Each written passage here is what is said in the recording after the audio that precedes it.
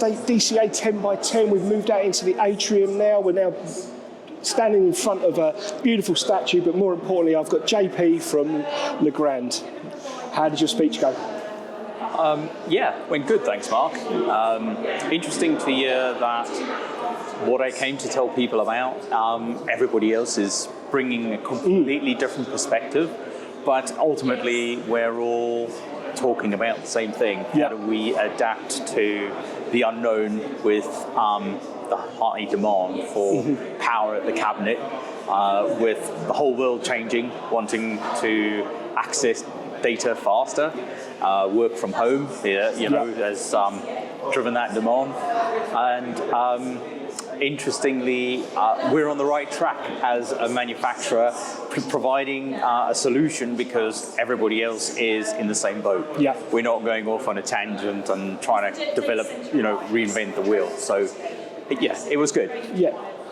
So I'm just going to ask you now, because we haven't got a lot of time. Give us a little brief synopsis of what your presentation was about for people that didn't hear it.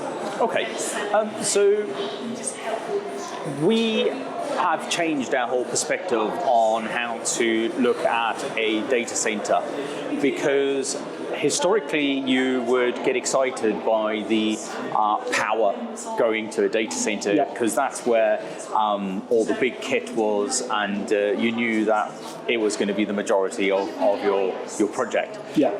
Nowadays you have to completely flip that on its head, and you have to look at what's the customer, the end user, going to require.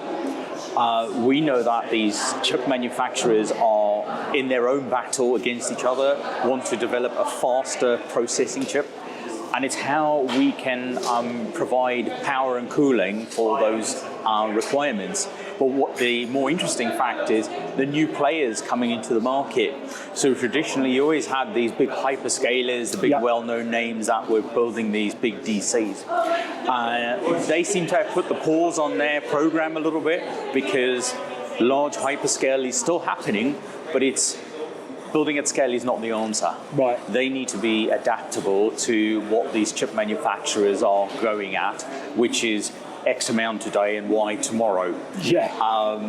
And Y is not the end. So we're seeing a lot of what we call neo-cloud customers coming into the marketplace, and the speed at which they need to fulfill their agreement, because 9 out of 10 times they're signing the agreement with a chip manufacturer as they saying, we're going to take this space and we're going to just develop it and deploy it. That is the challenge, but it's the exciting part of the industry as well. You've almost killed my last final two questions for you. I was going to ask you what I've asked everyone else is, so I'm going to have to change them questions slightly for you, JP. Thank you very much. What do you see as the biggest, real short-term challenges? What are we going to face in the next 6 months? I think we are, it's the uncertainty. The next 6 months is just as good as asking what's the question for the next 6 years. I know. we know what's on the horizon, but that target keeps on moving. So as a manufacturer, we can only develop products that fast, even though our entire roadmap for data centers is based on what the market is asking us for. As we kind of get close to that, we need to move the target again and again and again. Just keeps going out of reach all the time. Yeah, to the extent where we have no idea where it's going to end.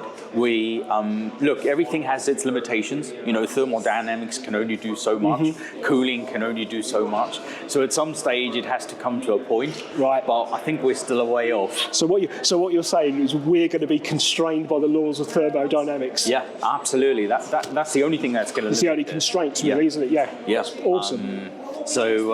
And power is obviously, an issue. We're talking to a few organizations about small nuclear reactors that they want to deploy for sites, because there just isn't enough power for these DCs. So we're finding that DCs are getting smaller, power is getting bigger, and there's not enough power always to deploy, because they need to deploy faster as well. So it's a vicious circle. And of course, at the same time, it's increasing lead time, because demand is outstripping supply. supply, which is a nice position to be in when you're a manufacturer. You're in the business, yeah, it's lovely. The only challenge you have then is, because everybody's in that boat, every single end user, every single chip manufacturer, there's a huge knock-on effect. So that's the big challenge we face, yeah. Love that. One final question. Thank you so much for your time so far. In the next, what excites you over the next 6 months? What you work in the industry, what gets you out of bed and going, you know what, this excites me, I'm doing this? No projects to say. It's what you think isn't going to be required often is not, and it's exciting because it's challenging, but it's just exciting when customers come to you to ask you to almost break the laws of physics by developing something that's not ready yet. And you think, wow, okay, how am I going to do that? And that's the bit I enjoy. That's the bit you enjoy. Yeah. That's absolutely awesome. JP, thank you so much for your time. Pleasure. Thanks, Get back to the presentations. Thanks. Take care. Bye-bye.